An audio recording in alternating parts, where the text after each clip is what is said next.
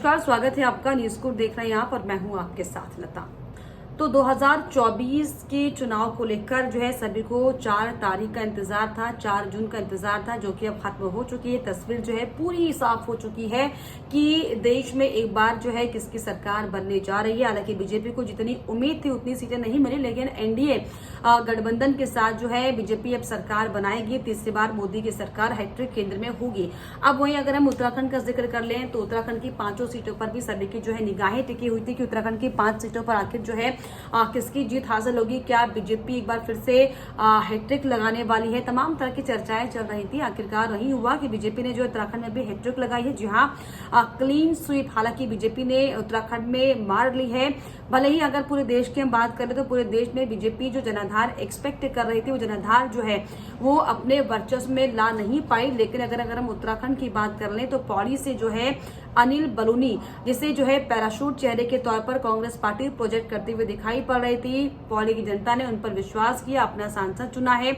इसके अलावा अगर हम बात करें टिहरी गढ़वाल सीट की, क्योंकि टिहरी गढ़वाल में जो है इस बार बॉबी पवार का चेहरा बहुत ज्यादा चर्चित चेहरा दिखाई पड़ रहा था। लगातार जो है उनकी जो लोकप्रियता थी वो कहीं ना कहीं हावी थी, लेकिन जो है बॉबी पवार तीसरे नंबर पर साफ तौर पर आते हुए दिखाई पड़े। हालांकि ये जरूर कहना लाजमी होगा कि इस लोकसभा चुनाव से बॉबी पवार, जो कि अभी 26-27 साल के युवा नेता है, उनका एक करियर जो है यहाँ से शुरू हो चुका है। आगाज उनकी राजनीति का हो चुका है, क्योंकि जिस दमखम के साथ बॉबी पवार टिहरी सीट पर चुनाव लड़े थे, हालांकि यूकेडी ने उनका समर्थन किया था, लेकिन आपको बताएं कि टिहरी से जनता ने अपनी पुरानी सांसद माला राज्य लक्ष्मी शाह पर ही भरोसा जताया है।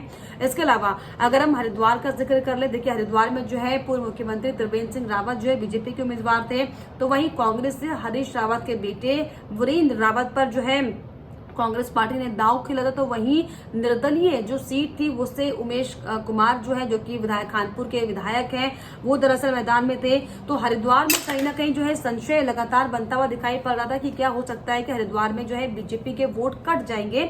तो ऐसी भी स्थिति हालांकि बन रही थी, लेकिन फिलहाल ऐसा कुछ दिखाई नहीं पड़ा। हरिद्वार में जो है त्रिवेंद्र सिंह रावत को जनता ने अपना सांसद चुना है।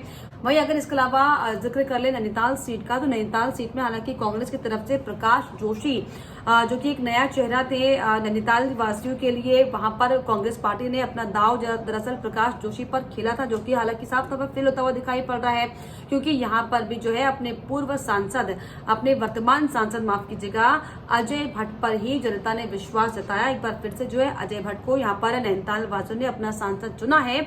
और इसके अलावा अगर हम जिक्र करें अल्मोड़ा सीट की, तो अल्मोड़ा में भी आपको बता दें कि टमटा वर्सेस जो टमटा की लड़ाई चल रही थी, टमटा वर्सेस टमटा की लड़ाई में अजय टमटा ने प्रदीप टमटा को साफ तौर पर कड़ी शिकस्त दी है। यहाँ पर भी जो है अल्मोड़ा की जनता ने अजय टमटा को अपना सांसद चुना है।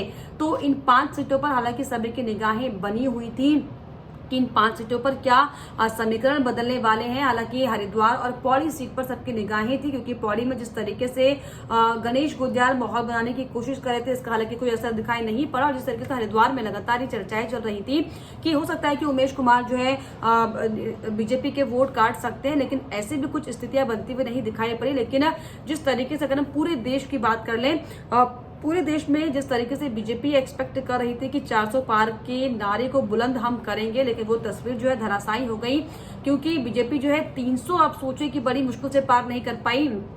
एनडीए के साथ मिलकर सरकार बनाने की जो है नौबत बीजेपी के लिए आ चुकी है। ऐसे में अब इसका क्या असर उत्तराखंड की राजनीति में पड़ेगा, हालांकि ये आने वाला वक्त बताएगा, क्योंकि अब जो उत्तराखंड में निकाय चुनाव भी होने जा रहे हैं। और ऐसे में क्या जिस तरीके से बीजेपी की जो कमजोर स्थिति अब पूरे देश में दिखाई पड़ी, क्या इसका असर होगा आगामी उत्तराखंड में जो भी चुनाव होंगे, चाहे वो निकाय चुनाव हो, चाहे वो आगामी जो है विधानसभा चुनाव बहुत दूर है फिलहाल अभी, लेकिन निकाय चुनाव पर सबकी निगाहें हैं, क्योंकि जिस तरीके से ये उम्मीद थी कि पूरे देश में बीजेपी 400 पार का नारा बुलंद करेगी और प्रचंड बहुमत के साथ सरकार बनाएगी, लेकिन वो तस्वीर कहीं ना कहीं धराशायी हो गई, क्योंकि इंडिया गठबंधन साफ तौर पर कहीं ना कहीं यहाँ पर जीत हासिल करता हुआ दिखाई पड़ रहा है। क्योंकि इंडिया गठबंधन खेमे को 230 से ऊपर सीटें मिली हैं, जिसका अंदाजा भी आप सोचिए कि जो बड़े बड़े विश्लेषक थे राजनीति के वो नहीं लगा पा रहे थे।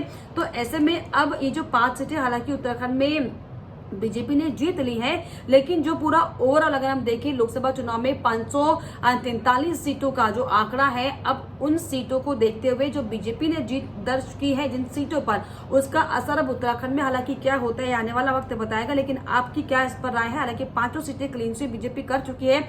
कई लोगों में नाराजगी भी साफ तौर पर दिखाई पड़ी थी, लेकिन उसका खासा असर हुआ नहीं। लेकिन ऐसे में क्या अब आपको लग रहा है कि इसका असर आगामी निकाय चुनाव पर उत्तराखंड में पड़ने वाला है? मुझे कमेंट करके जरूर बताइएगा और साथ ही साथ हमारे चैनल को लाइक, शेयर एंड सब्सक्राइब करना भी ना भूलें।